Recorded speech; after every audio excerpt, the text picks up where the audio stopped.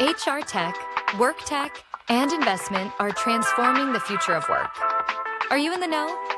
Welcome to the Work Tech Podcast. Join host George Larocque for expert insights on the trends, M&A activity, and strategies shaping the workplace. Brought to you by OneWorkTech.com and the Work Defined Podcast Network.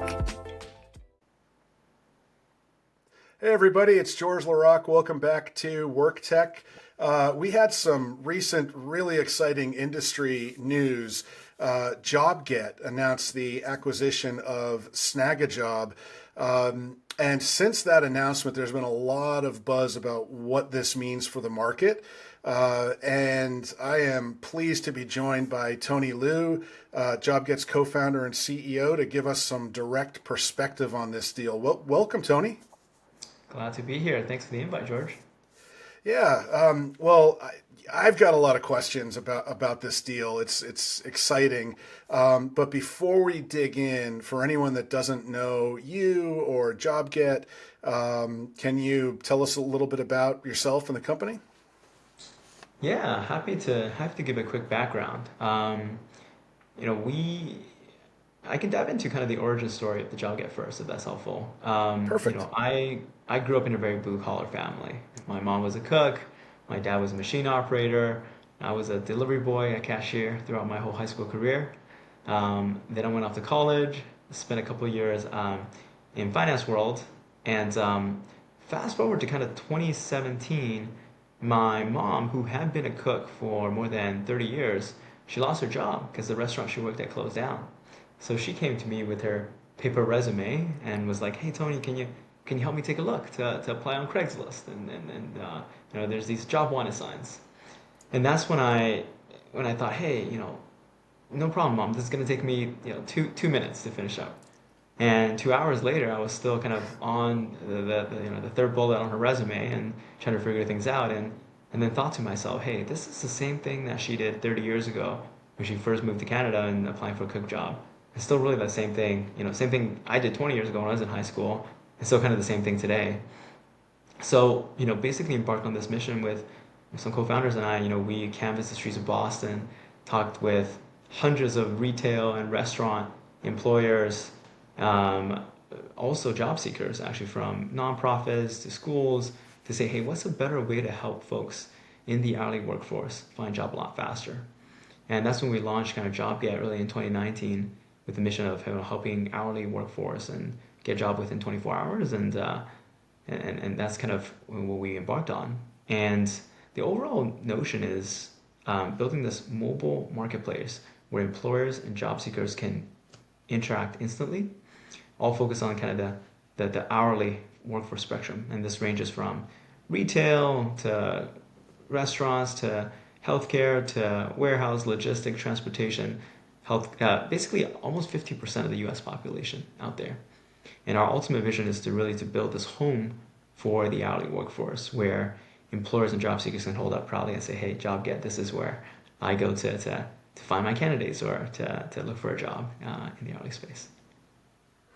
That's great. I appreciate a good origin story, and I love hearing how, you know, life experience motivated you down this path. I think a lot of folks in this industry feel like this industry finds them one way or another, because it's HR tech, recruiting tech. While we all see it, it's sort of, you know, invisible. You know, most folks don't really think about it from a consumer or a B2B perspective. So now, you know, fast forward, there's a backstory and origin story around, you know, this big deal as well. I'm curious what's happening in the market right now that led you to this transaction, and I just don't want to bury the lead. I want to talk a little bit about the transaction, and then I want to dig a little deep into JobGet as well. But what was happening that brought you to this? Yeah. So for us, you know, it's a very interesting time for our industry, to say the least. I would say that what prompted us on this overall strategy, right, is is that the industry has definitely seen quite a bit of headwinds over the last year or two. But the silver lining for us is that even amongst all these headwinds, we're still seeing decent modest growth on top of all this. And what that indicates to us is that we definitely resonated with our customers and our user base in having this very viable and super product that folks do love, even despite a tough economy ahead. So what we found is, okay, if this is what's happening here, then we want to double down on this, kind of expand our reach, expand our growth, be kind of a little bit counter-cyclical in this time to really make sure we kind of grow the space as much as possible. So that's the overall kind of strategy behind this, is that we're seeing, despite kind of with the industry headwinds, we're still seeing a lot of great reception from our users, from our customers. So that makes us further believe that this is, we should get our idea and product out there as much as possible.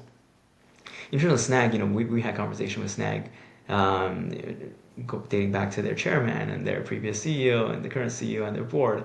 Just great relationship all around because we share similar visions and missions. So this was conversations initially with partnerships, but over time, it just made more sense to welcome kind of Snagajob to the JobGet family and really kind of help scale together and really becoming that ultimate platform. Yeah, and you mentioned reach. Was that the driving force behind? You think about that build by partner conversation. You had the partner conversations, and you got to buy. To that, you landed on buy. What was it? Reach that drove it, or what can you say about what drove that? Yeah. So I think there's a couple factors. I think the first is it's just when we think about the mission that we're both trying to achieve, which is to really build this ultimate platform for the hourly workers, right? And for the employers as well.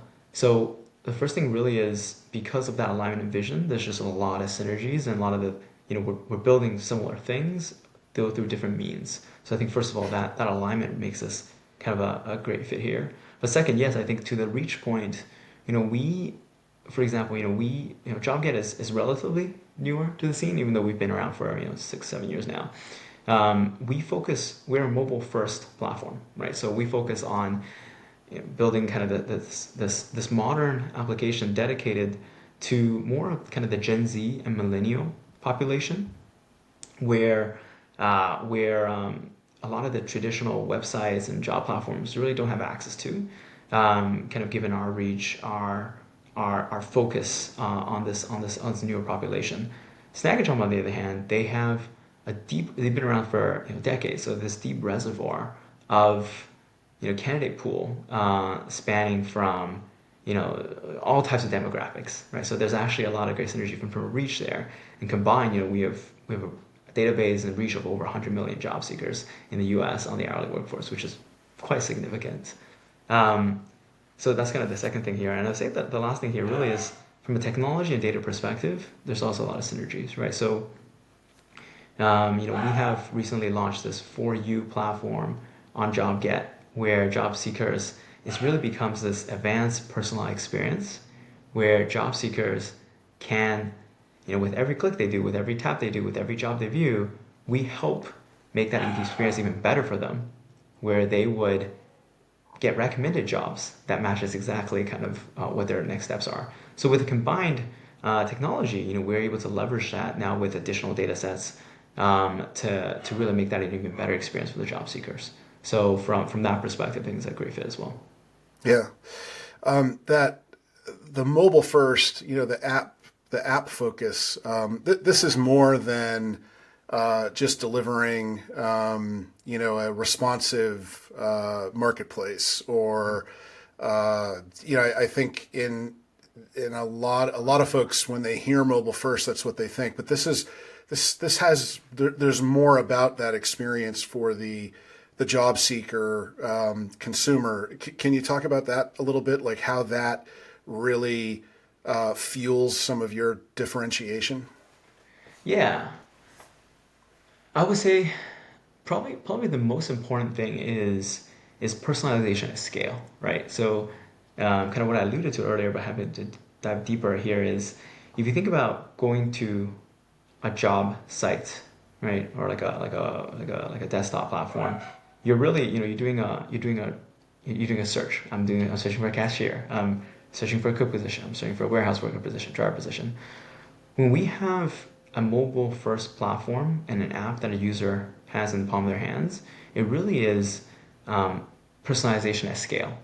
What I mean by this is it becomes this catered job discovery process where if someone goes to our platform, right, they click on a cashier position, but they view like a concierge position, right? Now we know we cater to this experience to them and say, hey, if you feel like hey, concierge is a good fit, given kind of your skill set, your background, and what other folks similar to what you are looking for, we actually recommend, hey, maybe a front desk agent position.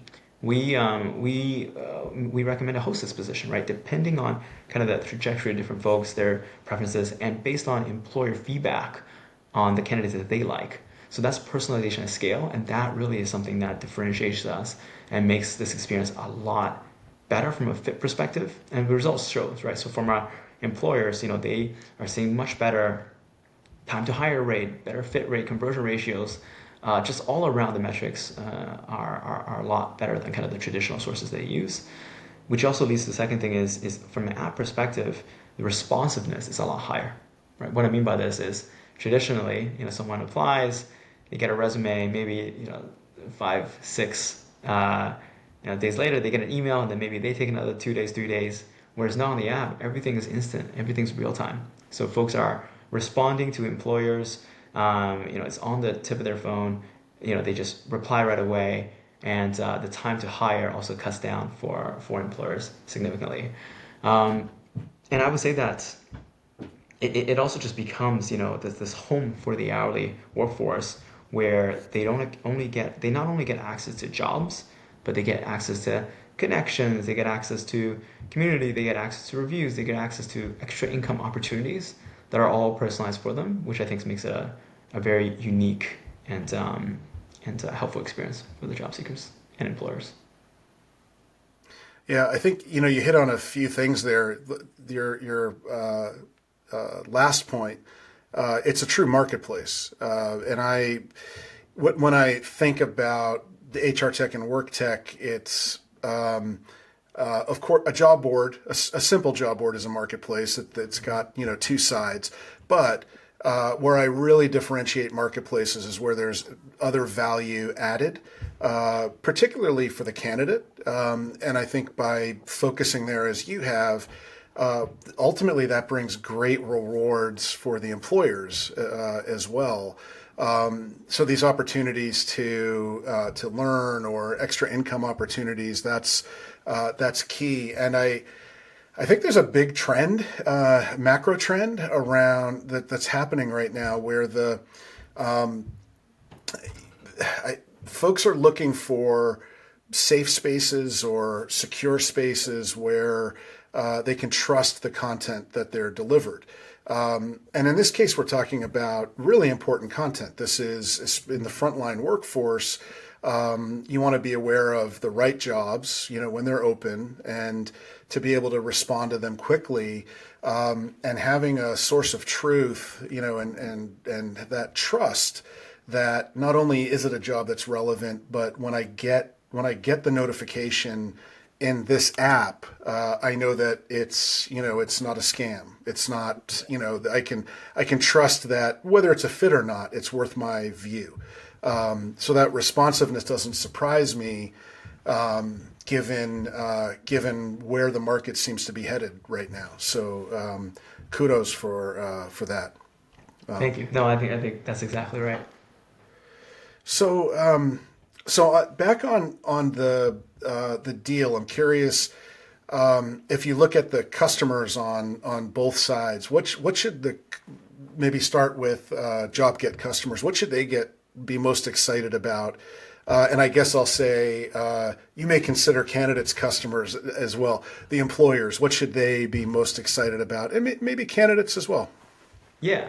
So I think from an employer perspective, well, first from a candidate perspective, that's going to be pretty. So we plan to. So Snagajob has jobs that we don't have, and we have jobs that Snagajobs don't have. So I think just from a content value perspective, I think that would be a lot more richer from a combined platform there. From an employer perspective, I think it's very exciting, right? First, they get access to really access to over 100 million job seekers, right? Which is something that's it's going to be very useful for them. Second, I think they get even better at kind of matching in terms of fit, in terms of responsiveness, in terms of quality. Um, Given that we have additional job seekers, additional usage data types, that's going to make that experience a lot better.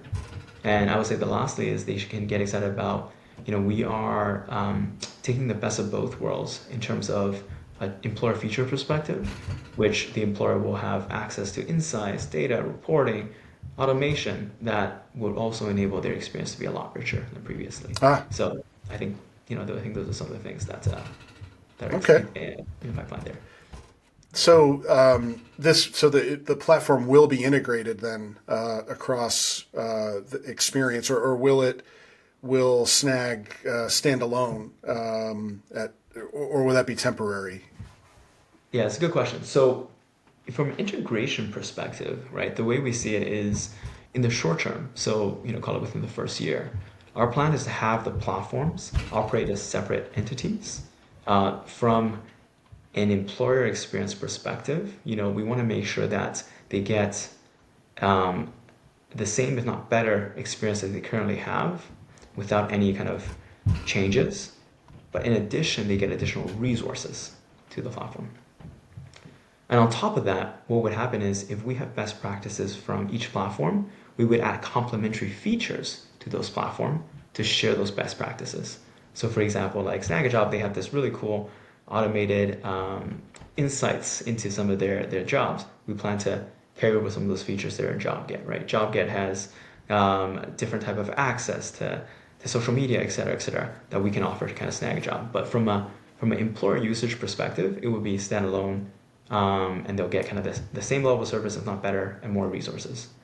In the long term, I would say, a year to 3 years, we have thought about potentially integrating into a formalized platform for employers, but I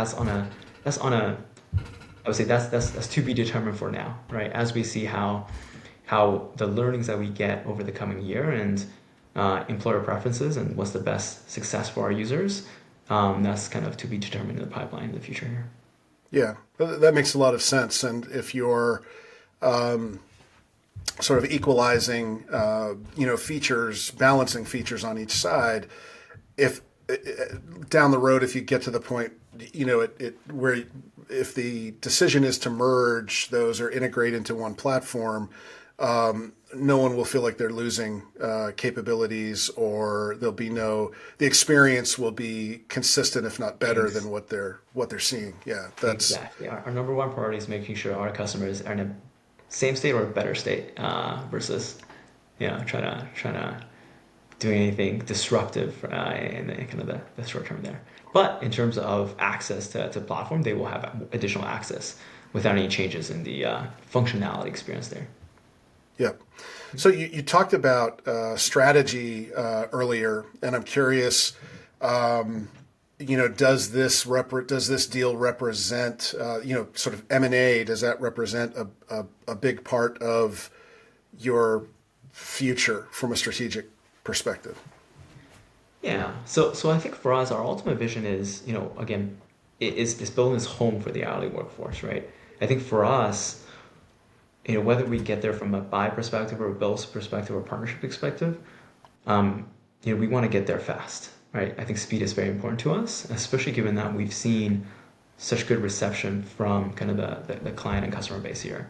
So for us, we actually, it's interesting you mentioned that we are currently in talks with a few other kind of players there to look at additional acquisition opportunities for us to welcome more folks into the JobGet family. So that's stay tuned. But I think that is very much so part of our plan to continue to scale and grow and building this ultimate home for the hourly workforce. Yeah, that's exciting. Very exciting.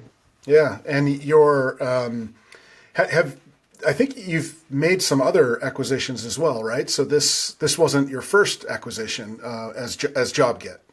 No, this is our third or fourth one, depending on how you slice and dice it. So, Okay. but this is I would say this is our biggest one so far.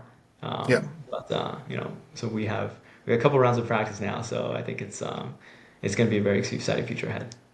Yeah. Yeah. That's uh, I think the market is at a place right now where the the economy of scale with there's so much consolidation happening, but there's so much happening in this frontline worker space, so much innovation, and so it sounds like this won't be the last time we're here chatting about a deal, which I'll look forward to that, to see where what direction you head in. So is there anything from you've talked about, being the primary destination for the hourly and, frontline workforce. Is there anything in the medium term that, is on your roadmap that might point to direction around that, strategy that you can talk about? For sure. I mean, for us, ultimately, we're focused on. So we serve two audiences, right? We have employers and we have job seekers. On the employer side, we are focused on how do we bring the best quality candidates for these employers and also reduce their time to hire and also improve retention. So for us, that's a very big focus of us on the pipeline, right? And I think part of the acquisition of being able to access additional data, additional reach, it helps us enable that process to be much better. And what I mean by this is, employers, instead of, let's say between 1,000 applications, between 200 applications, to get one applicant. Now, what we can do is now we have a pool, let's say 1,000 applicants for a single job, we can whittle that down from our end. So by the time it reaches the employers, they'll have quality candidates, they'll have responsive candidates, they'll have the best fit candidates.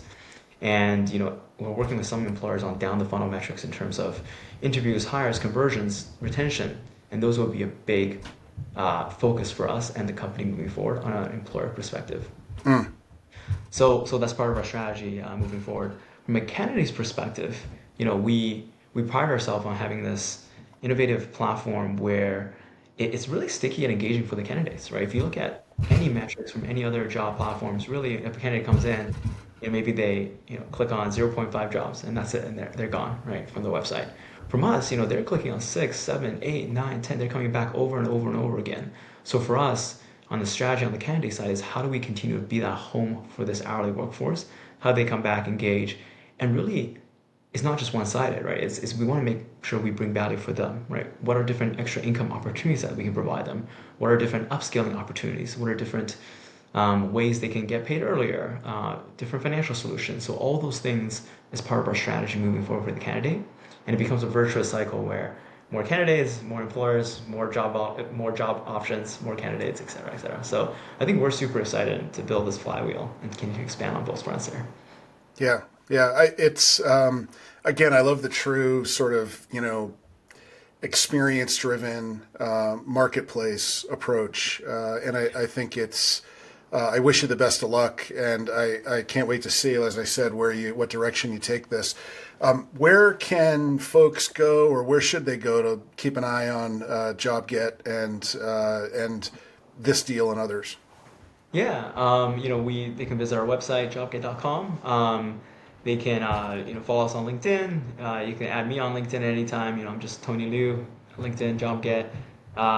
Reach out to me on email, tony@jobget.com. Yeah, I'm happy to kind of chat more for anyone that's interested in following us and discuss more about the future of work and hourly workforce. Great. Well, Tony, I know how busy you are, especially right after a deal like this. So I want to thank you for your time and for telling your story here at WorkTech. Thank you so much. Happy to be here. Thanks again for the invite. Appreciate you, George. All right. Until next time. And thanks everyone for watching or listening, and we'll see you next time on WorkTech.